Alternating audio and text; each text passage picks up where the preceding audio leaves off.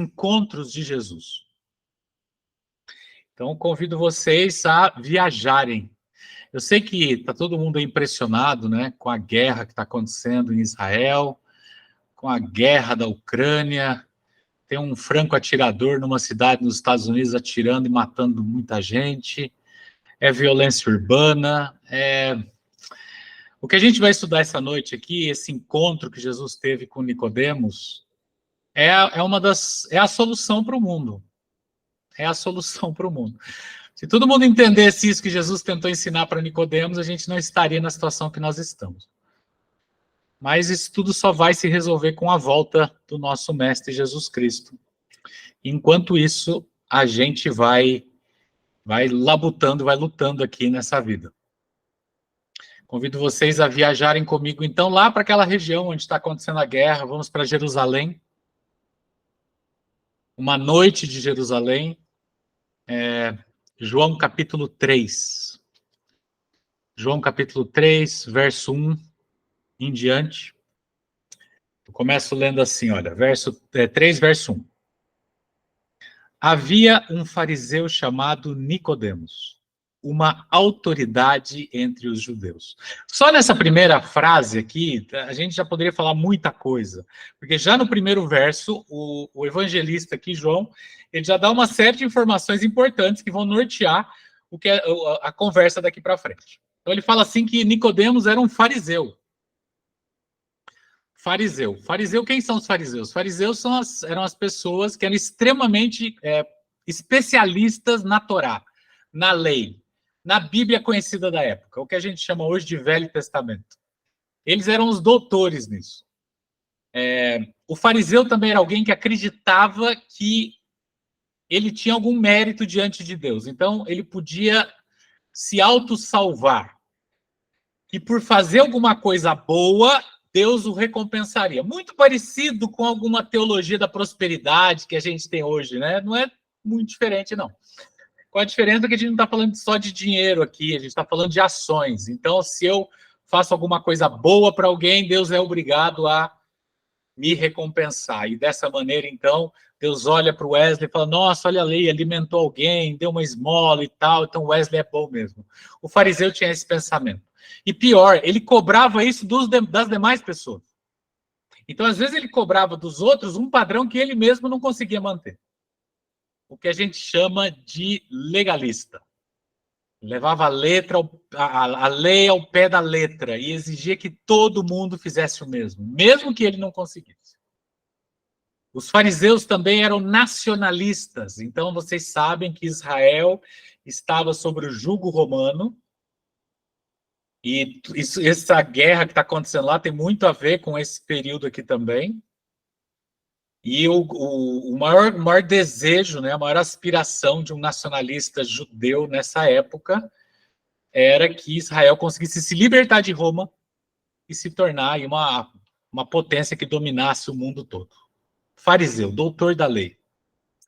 Diz mais, diz que ele era uma autoridade. Ele não é só um fariseu, ele é o fariseu dos fariseus. Quando alguém tinha alguma dúvida na lei, é para ele que eles iam, para Nicodemos, por exemplo, que eles iam perguntar. Aliás, geralmente os mais de baixo não chegavam diretamente a Nicodemos, chegavam a outros fariseus e outros fariseus faziam as perguntas para Nicodemos. Esse era o nível. Nicodemos era membro do Sinédrio. Sinédrio ali era o grupo, né, que determinava, que legislava, que tomava as decisões. É o Sinédrio que vai julgar Jesus naquela fatídica noite de quinta para sexta-feira. Nicodemos é membro do Sinédrio.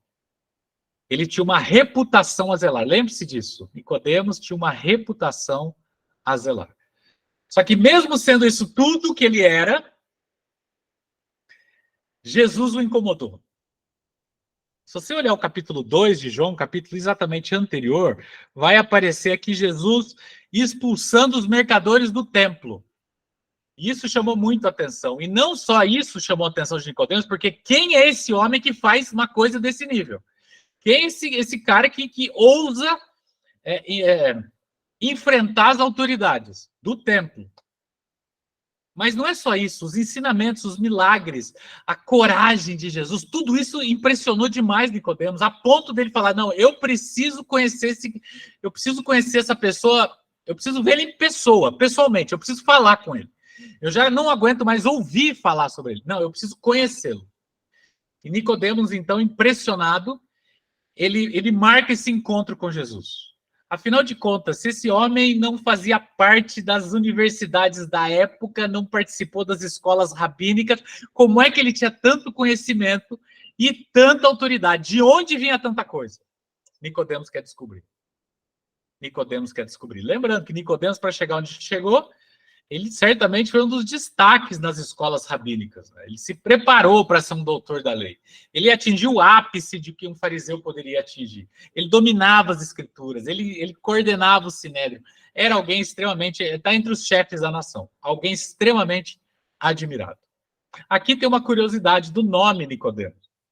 Nicodemos significa vitória para o povo. Vocês já devem ter ouvido falar da marca Nike. Olha a associação, Nike Demos, Nicodemos. Nicodemos é a associação de duas palavras, Nike, que significa vitória, e Demos, que significa povo. O nome dele já dizia vitória para o povo. É isso que está no coração de Nicodemos. A vitória do povo de Israel sobre a opressão romana. E ele aguardava ansiosamente que o Messias um dia viesse para libertar o seu povo, para que Israel voltasse aos seus tempos de glória. E ele, então, precisa saber mais sobre Jesus. Olha o verso 2. Nicodemos veio até Jesus à noite. Detalhe. Ele veio até Jesus à noite e disse: Mestre, sabemos que ensinas da parte de Deus, pois ninguém pode realizar os sinais miraculosos que estás fazendo se Deus não estiver com ele. Impossível a gente não comentar isso daqui. Ele quer se encontrar com Jesus à noite. Alguém marca esse encontro, Jesus aceita e eles se encontram à noite. Lembra que os locais à noite não são como os nossos aqui, não é? A gente marca um encontro aí numa praça de shopping, que seja na praça da cidade, tem luz. Qualquer lugar que a gente vai tem luz. Naquela época, não. Então, encontrar com alguém à noite era estar na penumbra mesmo. Os mal se viam. De repente, uma luz de vela ou a luz da lua. Mas, assim, por que Nicodemos escolhe encontrar-se com Jesus à noite? Para ninguém ver.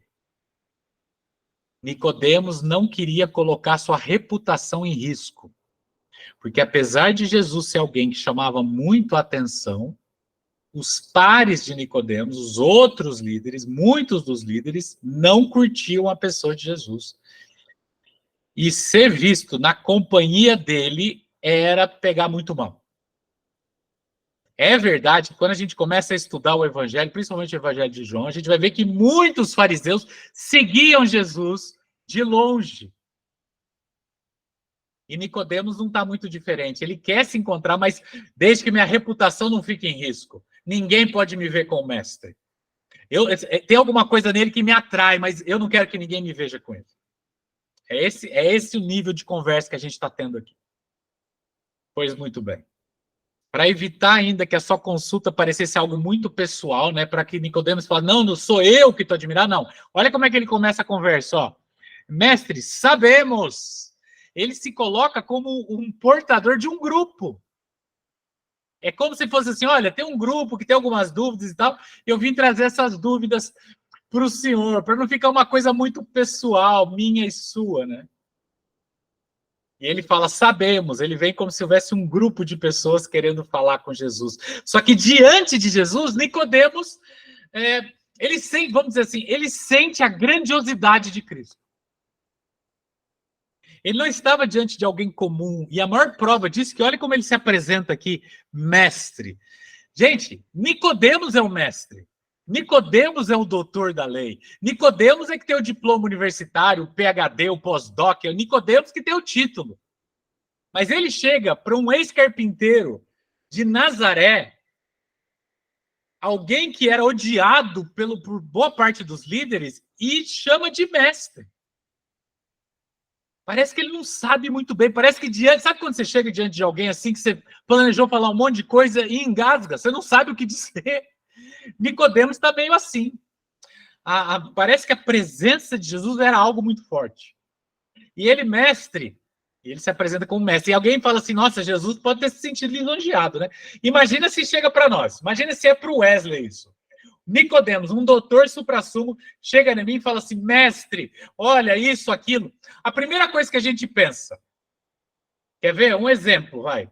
Na sua comunidade religiosa, quando chega uma autoridade, como é que acontece? O que acontece?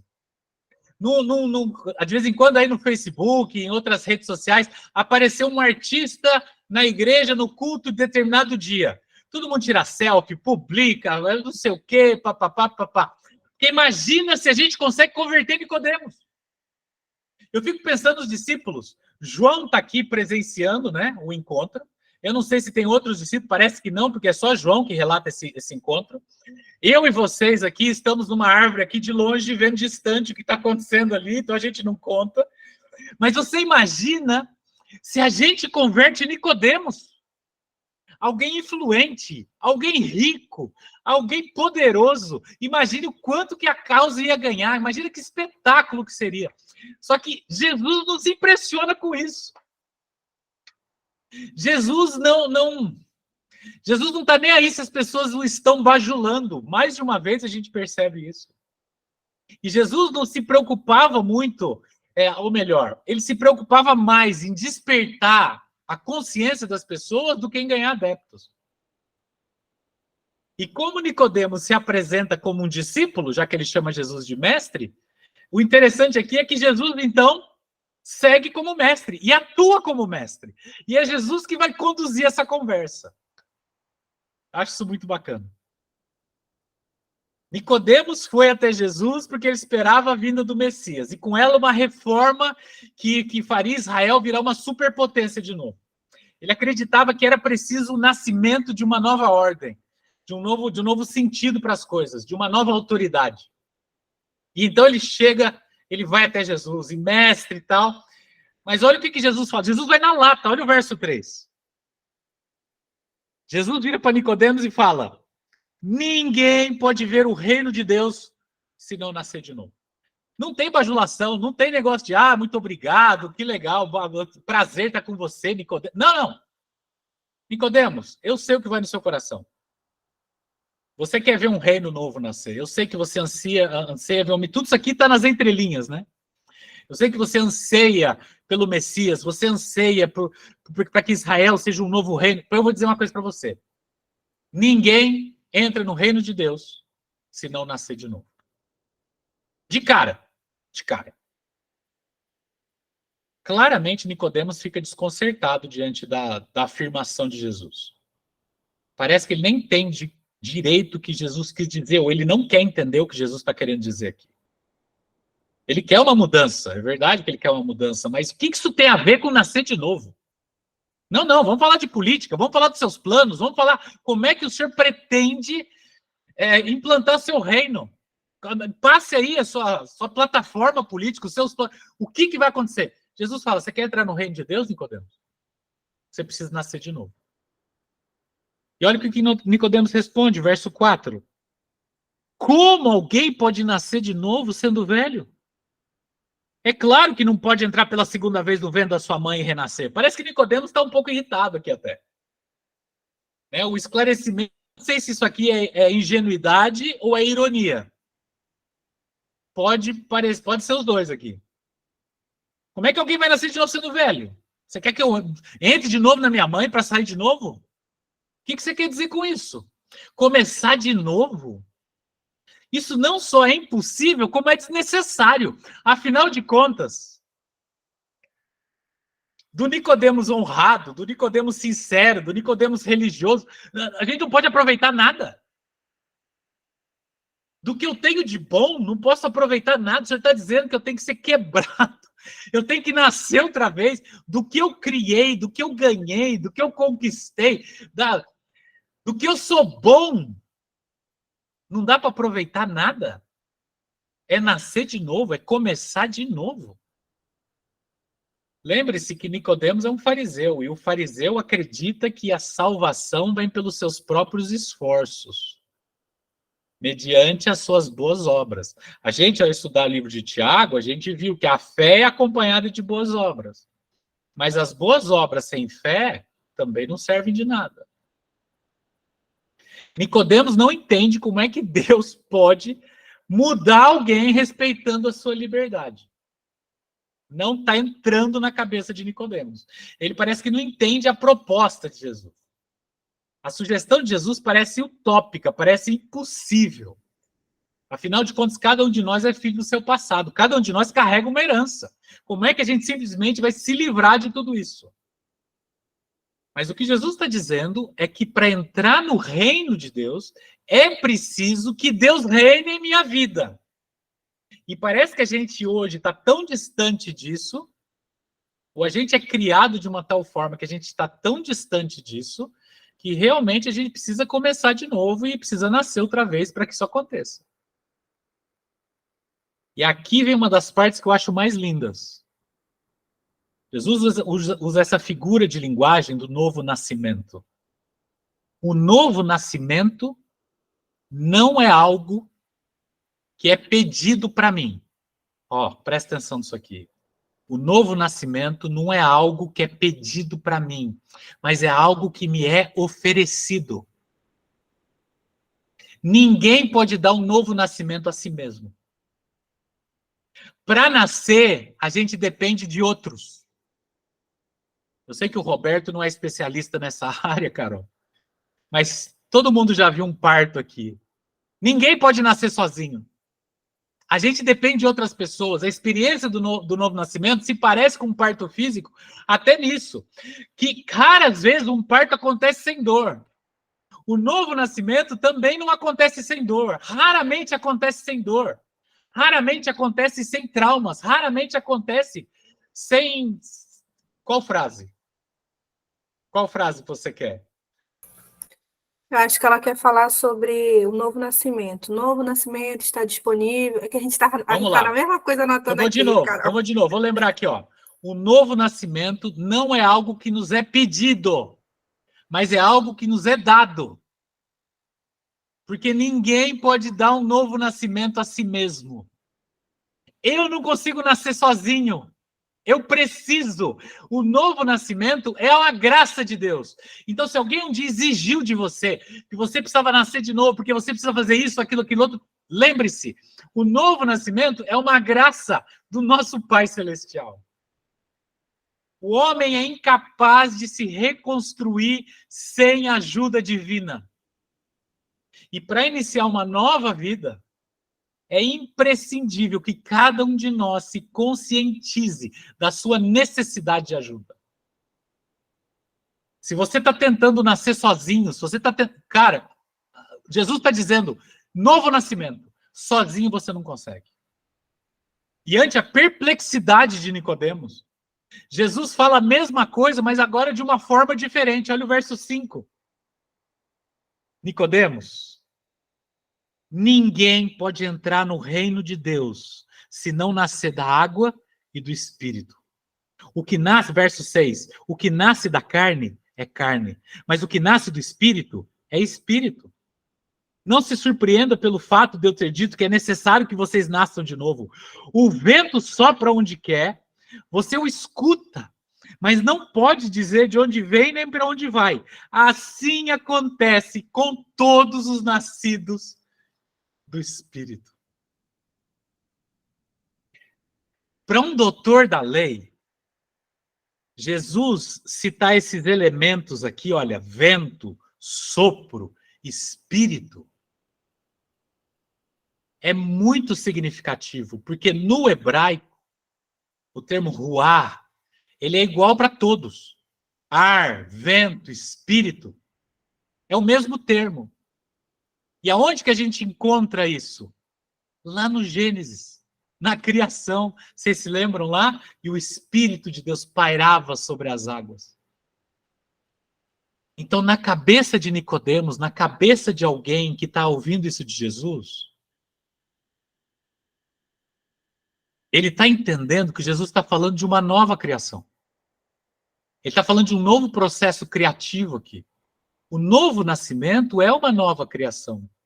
Dito de uma outra forma, não se trata de um ato humano, mas de uma intervenção divina. E mais, Jesus ainda explica que existem aqui 2 níveis de existência dentro da mesma pessoa. Existe um nível carnal, então ele fala que o que é nascido de carne é carne, ou vou fazer uma homenagem para minhas amigas cariocas, o que é nascido de carne é carne, mas o que é nascido do espírito é espírito, ou seja, existem 2 níveis de existência. O nível carnal, que transmite essa ideia de fragilidade, de finitude, de mortalidade, e existe essa outra parte espiritual, que significa a força que vem de Deus. A força que vem de Deus. Lá na criação do homem, vocês se lembram? Havia um boneco de barro, o físico. E Deus sopra, Jesus sopra o fôlego de vida, a força divina na narina. A junção desses 2 forma uma alma vivente, forma o que nós somos. Essa potência de vida que existe dentro de cada um de nós. A força de Deus dentro de cada um de nós. O novo nascimento pressupõe entrar numa realidade diferente, uma realidade onde o homem não é mais o centro. É passar uma vida dependente, restrita, limitada ao corpo, ao espaço humano, a uma vida própria, livre, aberta às possibilidades de Deus na vida da gente, na vida de cada um de nós. Passar de uma existência onde eu sou o centro para uma existência onde Deus é o centro. Isso é o novo nascimento. Isso é o novo nascimento. E aí alguém deve estar perguntando aí, tá bom, legal, bacana, mas como isso acontece? Como isso ocorre? Como é que é essa ação do Espírito? E agora eu tenho uma resposta que talvez vá frustrar um pouco vocês, porque a resposta não é minha, é de Jesus. Eu não sei. Eu não sei como isso acontece. Porque Jesus fala assim, o vento sopra como quer. O vento sopra onde quer. O processo é do Espírito. O que significa, gente? Que o seu processo é provavelmente, muito provavelmente, diferente do meu processo. Você, a maneira como Deus vai trabalhar na sua vida, a maneira como Deus vai fazer você crescer, a maneira como Deus vai te usar, é diferente da maneira como Ele vai fazer comigo. Nós 2 vamos chegar no mesmo ponto. Sabe, no mesmo lugar. A gente vai chegar no mesmo lugar, mas de maneiras diferentes. E é por isso que é extremamente importante a gente respeitar o processo individual de cada pessoa. Como eu sou tentado a querer que as pessoas andem no meu ritmo. Gostem do que eu gosto, enxerguem a vida como eu enxergo. Se relacionem com Deus da maneira como eu me relaciono. Como eu gosto de obrigar as pessoas a fazerem isso. Isso era o fariseu, Nicodemos agia dessa maneira. Mas o Espírito age como quer. Como quer. E você acha que Nicodemos está tão espantado com isso, que olha o verso 9. Como pode ser isso? Gente, essas são as últimas palavras de Nicodemos nessa conversa. Ele não vai falar mais nada daqui para frente. Ele diz, como pode ser isso? E Jesus responde para ele. Nicodemos, você é mestre de Israel e você não entende essas coisas? Se Nicodemos foi irônico antes, agora Jesus está sendo um pouco irônico com Nicodemos. Em outras palavras, Nicodemos, pare de pensar dentro dessa caixa limitada que você está pensando aí, Nicodemos. Começa a pensar fora da caixa. Você é mestre de Israel, você acha que você sabe tudo, mas você não sabe, Nicodemos. E lembre-se, a especialidade de Nicodemos era a religião. A especialidade de Nicodemos era a Escritura Sagrada. E o problema não está na Escritura, porque desde o Gênesis, Desde o Gênesis, a gente, sabe, ecoa na palavra de Deus, que Deus é amor, e Deus está em busca de salvar o homem, desde lá do início. Então, o problema não é a palavra, o problema é a maneira como Nicodemos e os outros fariseus interpretavam a palavra. Nicodemos, pensa um pouco fora da caixa. Você acha que você sabe tudo? Não, esquece tudo, Nicodemos. Você tem que começar de novo, você tem que nascer de novo. Deixa Deus dirigir você. Deixa o Espírito dirigir você. Para de você tentar se dirigir. Nicodemos, com toda a sua capacidade, ainda não havia aprendido que a vida espiritual não... Você quer anotar uma frase aí? Então vamos lá. Nicodemos não havia aprendido que a sua vida espiritual não depende do seu conhecimento sobre Deus, mas da sua relação com Ele. Essa é a diferença. A vida espiritual não depende do seu conhecimento sobre Deus, mas do seu relacionamento com Ele. De nada adianta você saber tudo sobre Deus, você saber toda a Bíblia, você saber todos os versos, se você não se relaciona com Ele. Se você só tem esse conhecimento intelectual que qualquer ateu pode ter. Mas nós somos convidados para um relacionamento de verdade, real. Algo que muda a minha vida e muda a vida de outras pessoas. O Espírito é como o vento. Eu não sei os mecanismos, eu não entendo de onde ele vem, eu não entendo como ele funciona, mas eu vejo os seus efeitos. Eu vejo que ele funciona. E quando homens nascem, renascem espiritualmente, a gente vê homens violentos se convertendo em defensores da paz, a gente vê homens mentirosos se tornando arautos da verdade, a gente vê homens egoístas se tornando altruístas, a gente vê homens perniciosos se tornando imperdoadores, porque o Espírito é capaz de fazer qualquer coisa. Esse é o maior milagre, a transformação de um coração. Um novo nascimento não se explica, se experimenta. É preciso experimentar. É preciso experimentar. E isso é fruto da graça de Deus. Nicodemos finalmente percebe que o seu conhecimento é limitado diante de Jesus. Ele sempre havia tentado compreender por si mesmo, ele havia tentado mudar-se a si mesmo, e nunca havia conseguido. E ele continua perplexo, Senhor, mas como pode ser isso? Como pode ser isso? E Jesus, então, olha o verso 11, deixa Jesus falar. Nicodemos, eu te asseguro que nós falamos o que conhecemos e testemunhamos do que vimos. Mas mesmo assim, vocês não aceitam o nosso testemunho. A partir do verso 11, eu estou lendo aqui. Eu lhes falei de coisas terrenas e vocês não creram. Como crerão se eu lhes falar das coisas celestiais? Ninguém jamais subiu ao céu a não ser aquele que veio do céu, o Filho do Homem. Da mesma forma como Moisés levantou a serpente no deserto, assim também é necessário que o Filho do Homem seja levantado, para que todo que nele crê tenha a vida eterna. Enquanto Nicodemos se baseia em tradições e teorias, Jesus está dizendo para ele que ele sabe por experiência. O fariseu conhece a letra da lei, Jesus está vivendo o espírito da lei. Nicodemos espera um rei, um Messias que vai reinar sobre Israel, mas Deus está querendo prover um Messias que vai reinar sobre a humanidade. O seu rei, o seu enviado vai nascer, vai governar a humanidade, vai ser uma bênção não só para os judeus, mas para todas as pessoas. Olha como a minha expectativa é tão longe da visão do Senhor.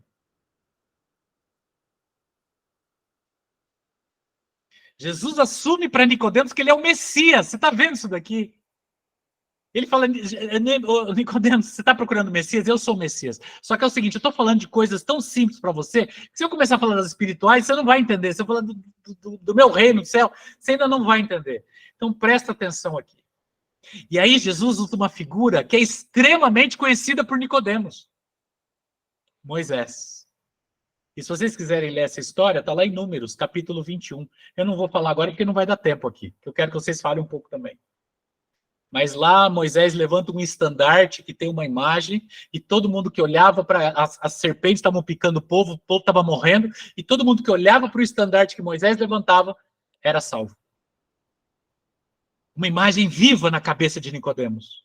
Quantas vezes Nicodemos deve ter ensinado e falado sobre isso? Jesus fala, você lembra do estandarte que Moisés levantou? E todo mundo que olhava para o estandarte era salvo? Pois bem, o Filho do Homem, o Messias, aquele único que foi ao céu, está aqui com você agora. Também será levantado. Para que todo aquele que nele crê não pereça, mas tenha vida eterna. Verso 16. Porque Deus amou tanto o mundo, que deu seu Filho unigênito, para que todo que nele crê não pereça, mas tenha vida eterna.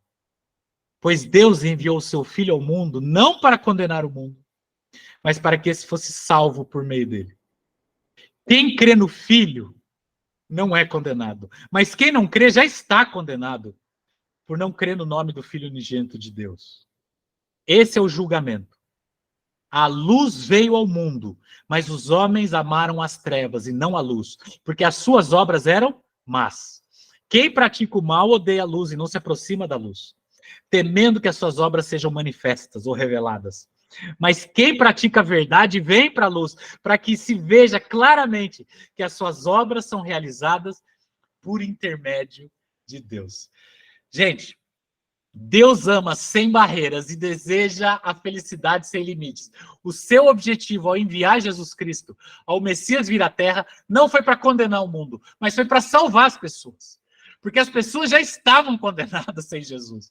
As pessoas já estão condenadas sem Jesus. Não é preciso que eu as condene um pouco mais, você está entendendo? Por isso que nós somos chamados para levar a salvação, para levar Cristo às pessoas, não para condenar as pessoas. As pessoas já estão condenadas se não tiverem Jesus Cristo. E como Deus não quer súditos forçados no seu reino, o seu reino não se põe pela força, mas pela persuasão do amor. Ai, como é difícil a gente entender isso.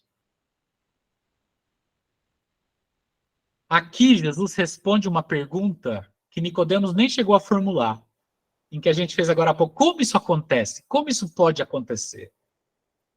E aí ele diz, nos aproximando da luz. Como é que eu posso experimentar o novo nascimento, então? Como é que o Espírito pode fazer essa obra em mim, já que sozinho eu não posso? Aproxime-se da fonte da luz. Se conecte a Jesus Cristo. Ele é a luz. E se você está na luz, eu acho lindo esses versos aqui. E não a luz, porque as suas obras eram maus. Quem pratica o mal odeia a luz e não se aproxima da luz. Mas quem pratica a verdade vem para a luz, para que as suas obras possam ser vistas claramente. Claramente. Assim como em alguns partos existe aí o risco de morte, quando existe um risco de morte no parto, é preciso a intervenção de um cirurgião. No nosso novo nascimento, também precisamos de um cirurgião divino. E ele se propõe a fazer isso. Nicodemos, vocês notaram que não termina aqui, né? Não fala mais nada de Nicodemos. Não diz se ele aceitou, se ele não aceitou. Ele não aceitou, a gente sabe que ele não aceitou. Nicodemos é aquele discípulo da noite, sabe? Aquele discípulo que segue a Jesus de longe. Nicodemos é o fã de Jesus. Ele não é o discípulo de Jesus. É aquele que acha Jesus bacana, mas como é que eu vou sacrificar a minha reputação? O que as pessoas vão pensar de mim se eu disser que eu sou discípulo de Cristo? É aquele que segue mais de longe e não se atreve a declarar. É o que tem medo de se comprometer. Nicodemos podia ter se tornado um discípulo naquela noite, mas ele abre mão disso. Vocês pensaram que talvez Nicodemos pudesse ser um dos evangelistas? Poderíamos hoje ter o evangelho segundo Nicodemos. Mas ele não aceitou. Ele não aceitou. Só 3 anos depois, Nicodemos reaparece, quando os membros do Sinédrio resolvem exterminar com a pessoa de Jesus. E, de uma maneira assim um pouco tímida, Nicodemos defende Jesus até. Está lá em João capítulo 7. verso 40 até o verso 52, se vocês quiserem ver depois. Nicodemos defende, sim, sabe, mas meio tímido. Mas, quando ele viu Jesus sendo levantado na cruz, aí ele não resistiu. Certamente ele se lembrou da conversa que teve com o mestre. Quando Jesus é erguido na cruz, certamente ele se lembrou das palavras de Jesus. Também é necessário que o Filho do Homem seja levantado para que todo que nele crê não tenha vida eterna. Tenha vida eterna. E quando ele vê Jesus na cruz, começa um novo nascimento em Nicodemos. E a gente sabe disso, porque no capítulo 19 da mesma epístola de João, a partir dos versos 38 até o verso 42, depois que Jesus é crucificado, Jesus está morto, ele e José de Arimateia vão até o governador pedir o corpo de Jesus. Porque os crucificados não tinham o direito de serem sepultados. Os crucificados, depois de mortos, eles eram jogados em valas, que é, em qualquer cultura, uma extrema desonra. Mas Nicodemos, junto com José de Arimateia, vão até o governador pedir o corpo de Cristo. E então, ele já não está mais preocupado o que as pessoas vão pensar. Ele não está mais preocupado o que o fariseu vai pensar, o que meu colega vai... Ele não está mais preocupado com isso. O coração de Nicodemos já está quebrado agora. E eles tiram o corpo de Jesus. A gente não sabe se depois de ressurreto, se Jesus teve alguma conversa com Nicodemos. A gente não sabe se Nicodemos estava entre aqueles 500 que viram Jesus ressuscitado. A gente não sabe. Mas a gente dá a entender aqui que Nicodemos se deixou ser transformado pelo Espírito Santo e se tornou um discípulo de Jesus. Já nada mais importava. Vocês estão colocando aqui que ele perdeu uma chance tanto, é verdade. Não basta só querer, tem que fazer, a gente já estudou isso em Tiago, fé e obras, tem que andar junto. E que a gente permita, olha, a única parte que a gente tem nisso tudo é a nossa vontade, que ainda é fraca. Ainda é fraca. Mas que você e eu possamos dar essa oportunidade para o Espírito fazer a obra que precisa ser feita em cada um de nós. Que Deus te abençoe. Que Deus te dirija. E que a experiência de Nicodemos possa nos impactar de tal forma a gente saber que isso pode acontecer agora para nós. E vamos deixar esse processo acontecer naturalmente na nossa vida e na vida das pessoas que a gente ama, no tempo de Deus, da maneira como Deus desejar. Esse é o momento em que vocês falam. Quais são os insights que vocês tiveram? O que vocês viram que eu não vi? E vamos trocar algumas ideias aqui.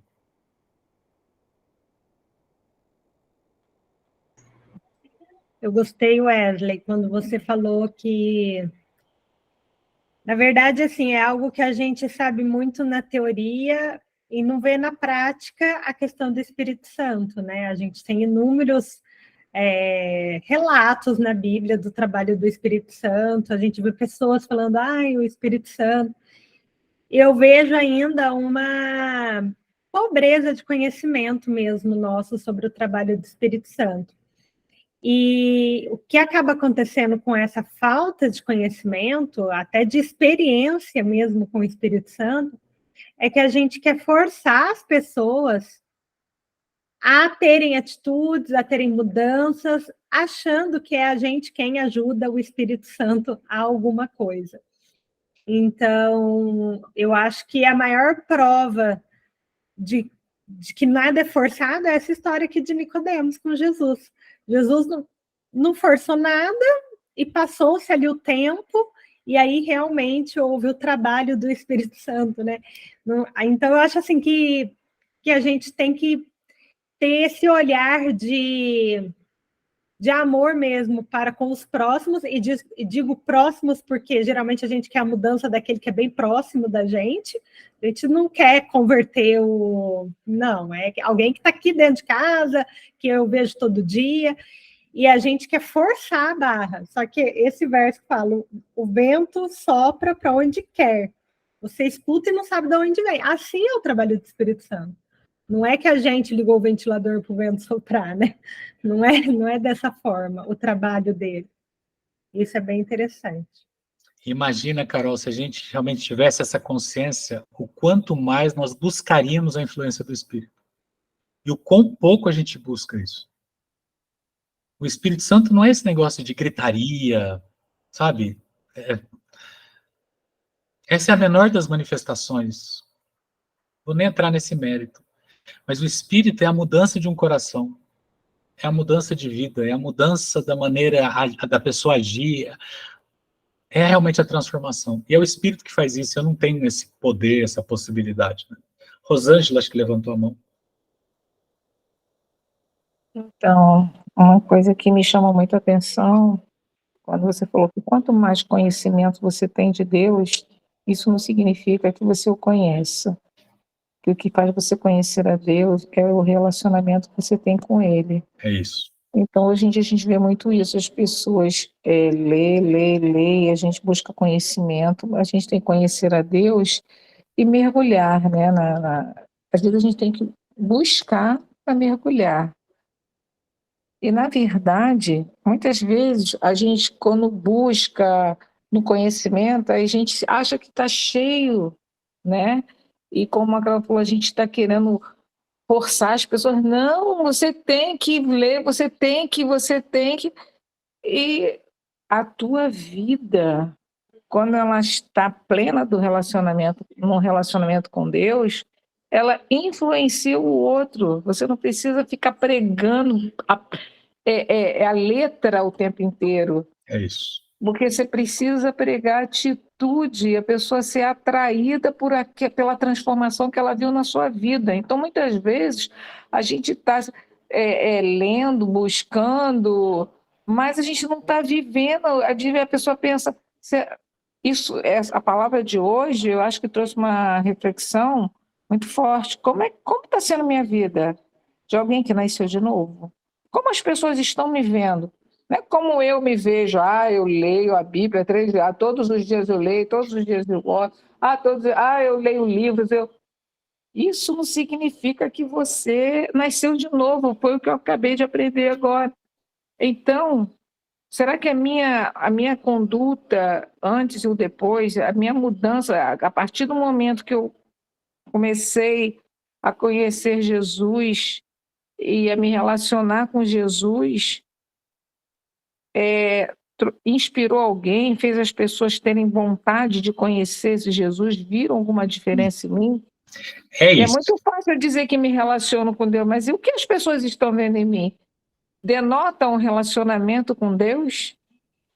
É isso. É isso. A Tayane colocou muito bem aqui também. O nosso testemunho é o evangelismo.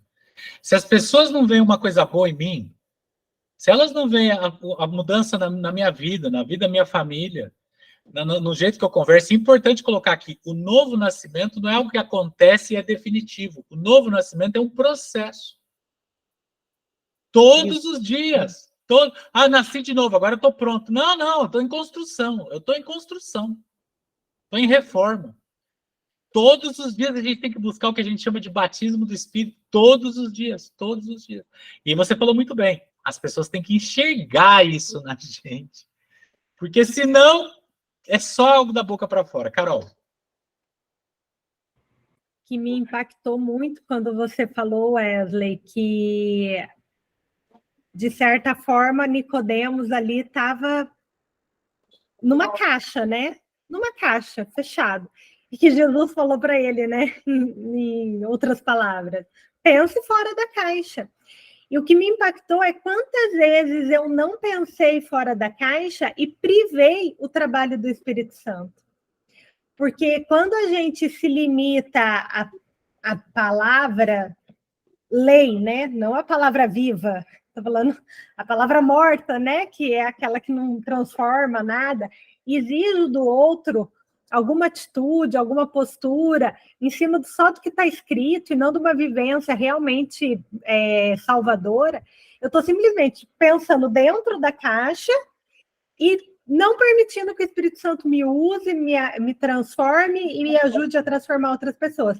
Isso me impacta muito, porque eu fico pensando assim, inúmeras situações, não foi uma, não foi duas, não foi 10, foram inúmeras situações até hoje na minha história de fé, entre aspas, de fé, onde eu me limitei dentro de uma caixa e privei as pessoas da companhia de conhecer Jesus e do trabalho mesmo do Espírito Santo.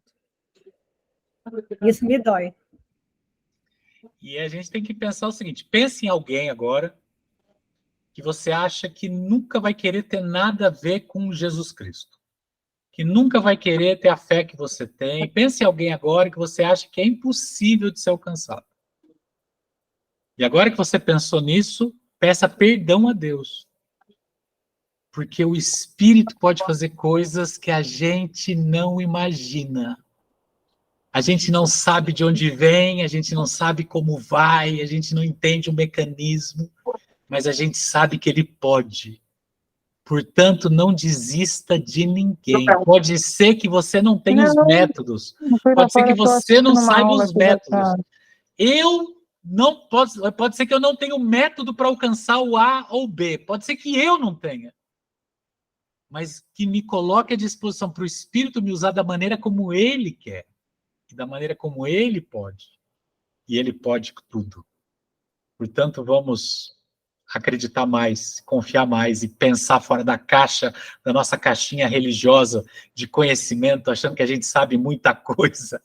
E diante de Deus, o que a gente sabe?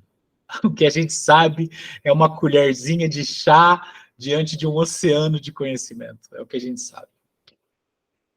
Ana coloca aqui, quando comecei a ler a Bíblia, que eu li essa parte que fala do nascimento, estava ligado apenas ao batismo, mas agora eu consegui entender que é exato, é muito mais do que só isso.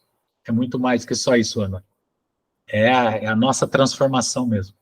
É o que vai nos transformar, e à medida que a gente vai sendo transformado, outros vão sendo impactados, conforme a Rosângela falou aí. Outros vão sendo impactados. E assim é. E assim é o reino. E assim cresce o reino. O reino que não é pela força, é pelo amor. Como seria bom se fosse pela força, né? A gente obrigar as pessoas a pensarem como eu penso. Ai, que lindo que seria isso, né? Não, o reino de Deus não é assim. É pelo amor. E tem tempo, e é o tempo dele, não é o meu tempo. É isso, gente? Mais alguém quer falar? Está agora sob o controle da Amanda. É difícil.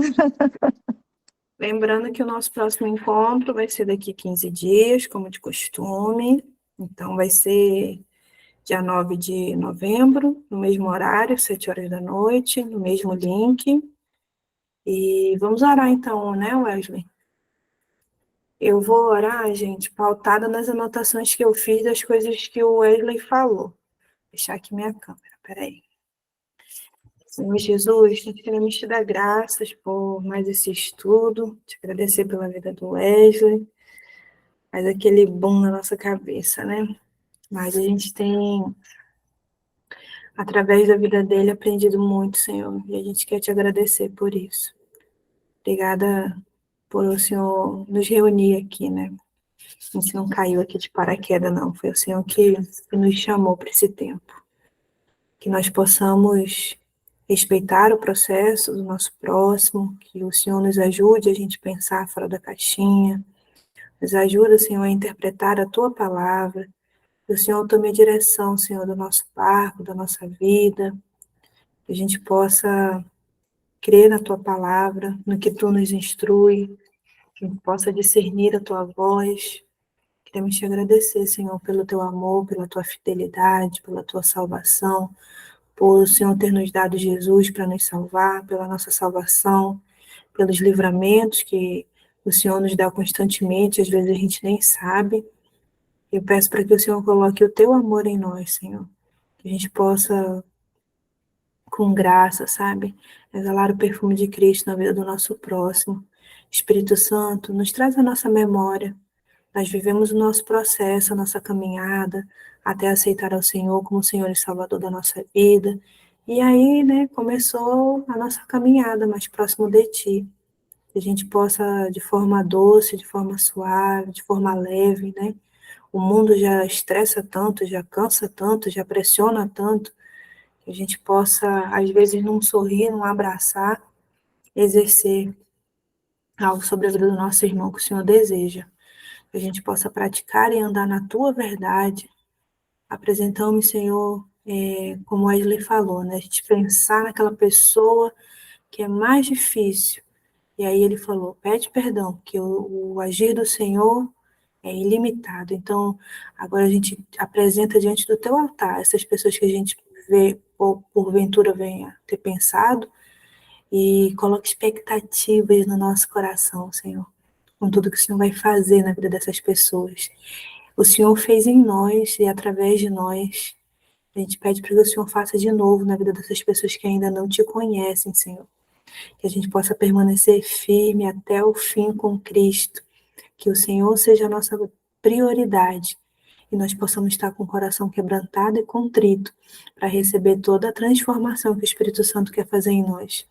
Que nós sejamos, a gente permita ser influenciado pelo Espírito Santo. Trata o nosso coração, Senhor, limpa as nossas vestes. O Senhor pode todas as coisas, Pai. Muito obrigada, Jesus. Nós te amamos. Amém. Que lindo, Amanda. Eu podia morar dentro dessa oração aí. Obrigado. Obrigado. E é isso, Obrigado. gente. Que Obrigado. o Senhor nos dê uma boa noite, a gente fique ali digerindo tudo que o Senhor falou aos nossos corações.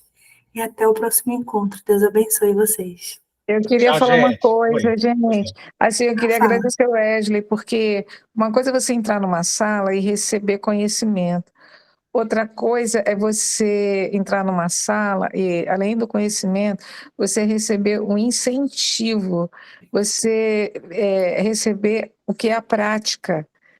Não é isso que eu quero dizer. O que eu quero dizer é você receber uma autorreflexão. A gente entra nessa sala e a gente consegue se ver no espelho.